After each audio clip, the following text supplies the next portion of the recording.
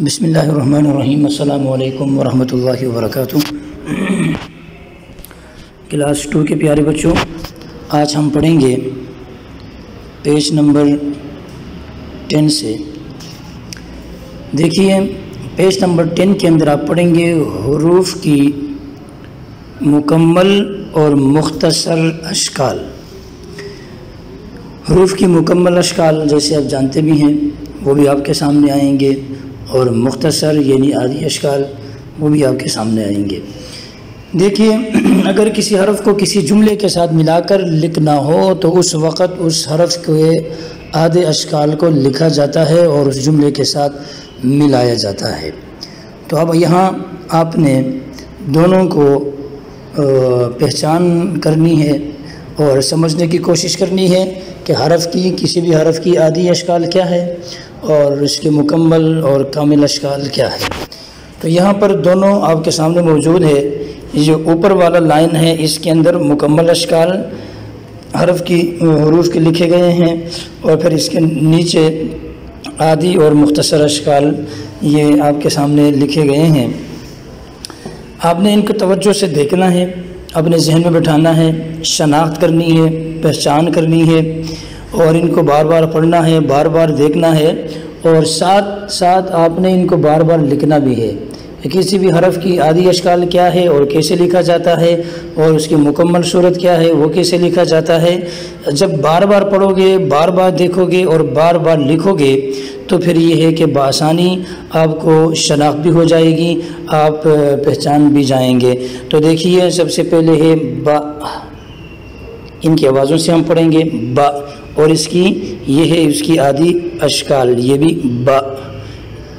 تا، یہ تا کی مکمل اشکال ہے اور اس کی مختصر اشکال ہے تا۔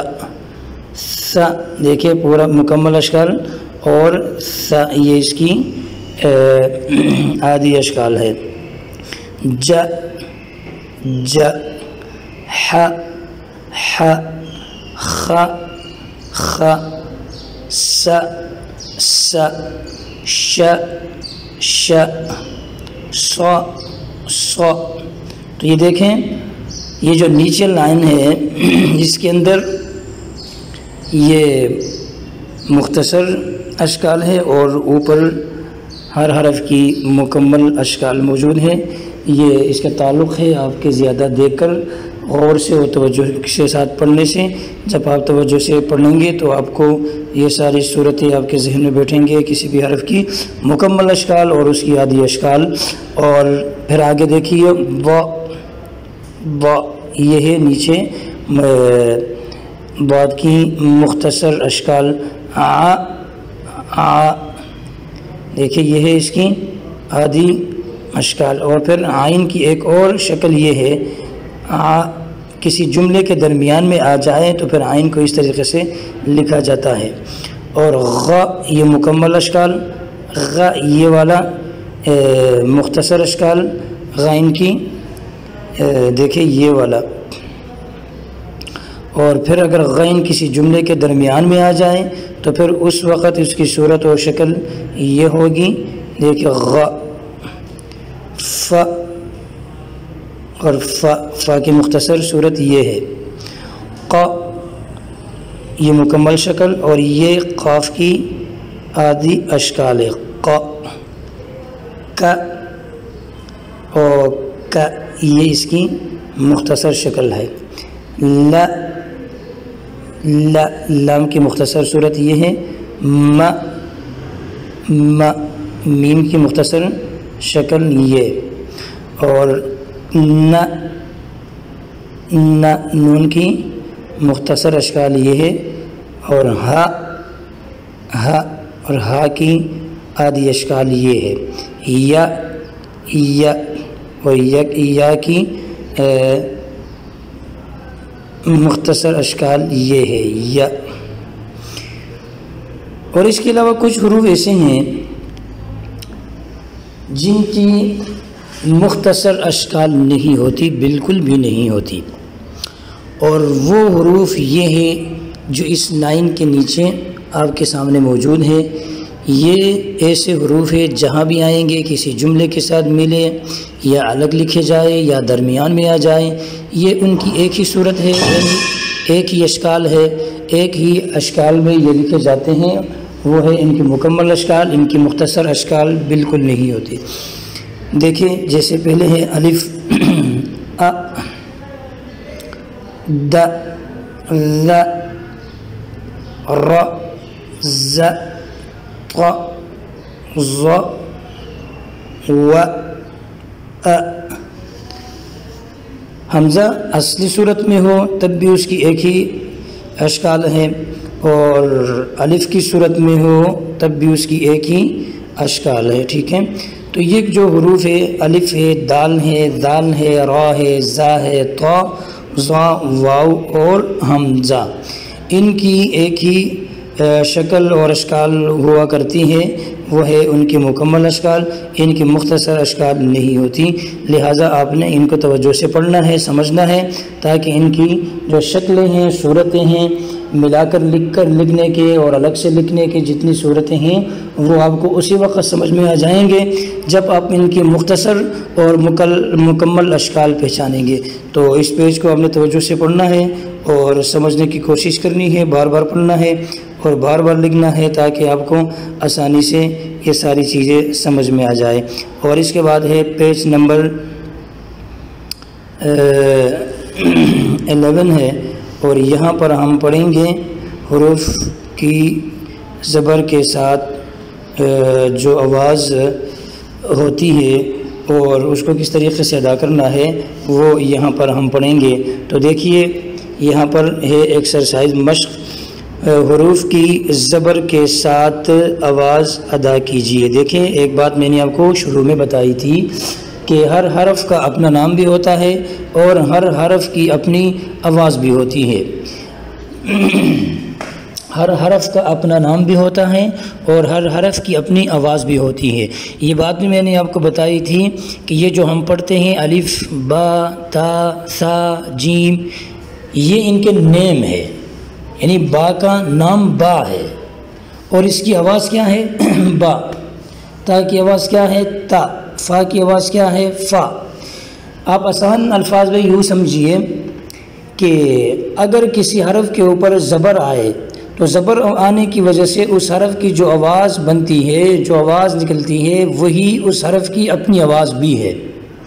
کسی بھی حرف کی اپنی آواز ہو بہو وہی آواز ہے جو اس کے اوپر زبر آنے کے بعد آواز کی نکلتی ہے، وہی آواز ہر حرف کی اپنی آواز ہوا کرتی ہے۔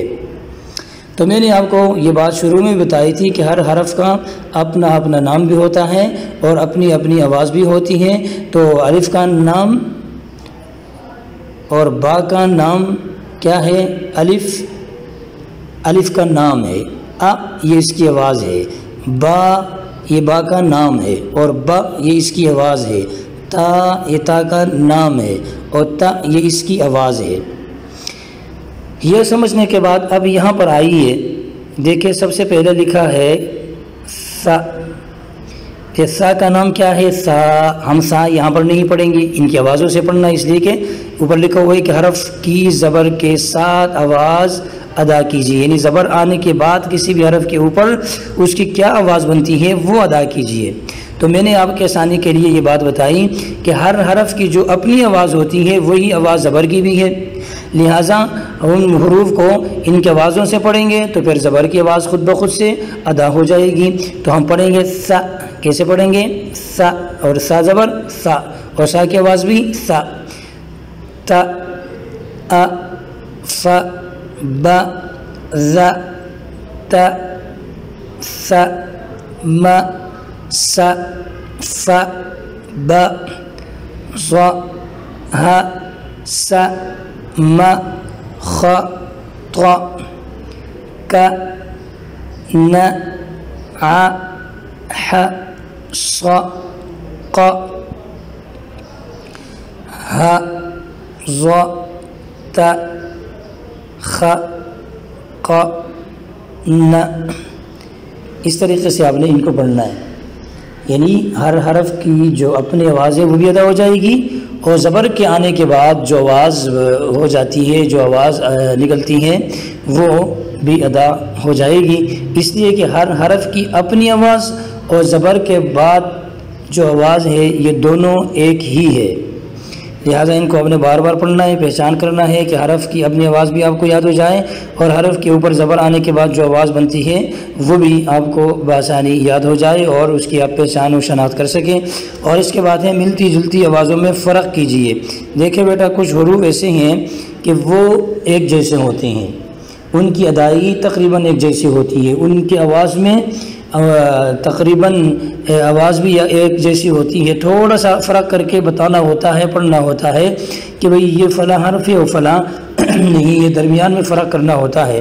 جیسے یہاں پر آپ دیکھیں، آپ کے سامنے موجود ہے زا اور زا، زا اور زال، تو زا یہ دونوں دانتوں کو ملا کر سیٹی کی آواز نکال کر پڑھنے سے ادا ہوتا ہے، زا زا زا، اور را زبان کو اوپر کے دانتوں کے ساتھ ٹچ کرنے سے را ادا ہوتا ہے، را۔ تو دیکھیں اس میں فرق ہے، زا را، لیکن اگر کوئی یوں پڑھ لیں زال کو بھی زا پڑھ دے تو پھر سننے والے کو پتہ بھی نہیں چلے گا کہ یہ زا ہے کہ زال ہے، اس لیے اس طریقے سے آپ نے پڑھنا ہے کہ زا کے ادا کرتے ہوئے سیٹی کی آواز ہو اور زال کو ادا کرتے وقت زبان کے اوپر کے دانتوں کے ساتھ ٹچ کر لے تو نرمی کے ساتھ یہ ادا ہو جائے گا۔ ذرا دیکھیں، زا اور زا، پھر آگے دیکھیں ز اور و، یہاں پر دونوں زبان اوپر کے دانتوں کے ساتھ ٹچ ہونے سے یہ ز اور و ادا ہوتے ہیں، لیکن تھوڑا سا فرق ہے، ز یہ باریک ادا ہو جائے گا اور و موٹی آواز کے ساتھ اس کو ہم ادا کریں گے۔ ذرا دیکھیں، ز و، ز و، پھر آگے دیکھیں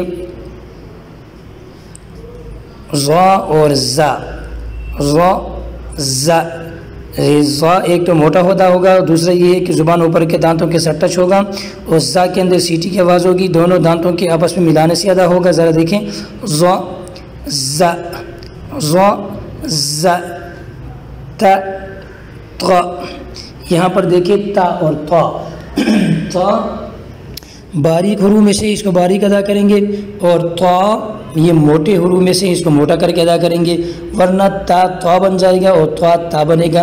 یوں پڑھیں گے تا تو، تا تو، اور اگر غلط پڑھیں گے یعنی تا کو تا پڑھیں گے تو یہ ہوگا تا تا، تو پھر یہ کہ سننے والے کو پتہ بھی نہیں چلے گا کہ یہاں پر تا ہے کہ تا ہے۔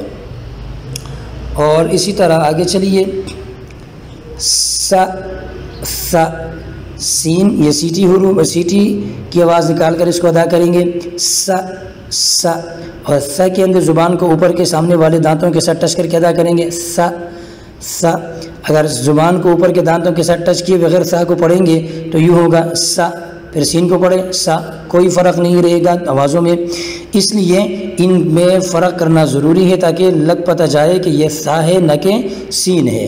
تو دیکھیں سا سا اور سا، پھر قا کا، اور قاف کو موٹا پڑھیں گے اور کاف کو ذرا باریک، قا اور کا، ح ہ، دیکھیں ح ادا ہوتا ہے گلے کے درمیان سے، انہیں گلے کے درمیان سے آواز نکالیں گے، اور ہا گلے کے آخری حصے سے جو سینے کے قریب ہے وہاں سے آواز نکالیں گے، ہ ہ۔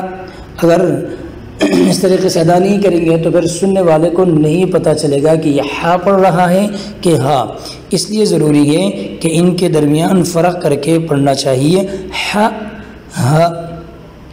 اور آگے چلیے، ا اور ع، حمزہ اور عین ان کی آوازوں میں بھی فرق کرنا ضروری ہے۔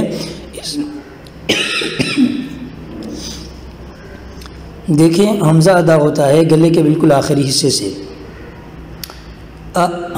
جیسے ہاں ہم ادا کر رہے تھے، اور عین ادا ہوتا ہے گلے کے بالکل درمیانی والے حصے سے، تو ہم یوں پڑھیں گے اگر عین کو بھی کوئی پڑھ لے، بہت سارے لوگ اسے پڑھتے ہیں عین کو بھی پڑھتے ہیں، تو اس میں عین سے عین کے بجائے حمزے کی آواز آئے گی، یعنی ایک حرف دوسرے حرف سے تبدیل ہو جائے گا، جو کہ بہت بڑی غلطی ہے۔ تو ان کو بھی آپ نے درست پڑھنا ہے اور بار بار پڑھنا ہے، ان میں فرق کرنے کی آپ نے بھرپور کوشش کرنی ہے۔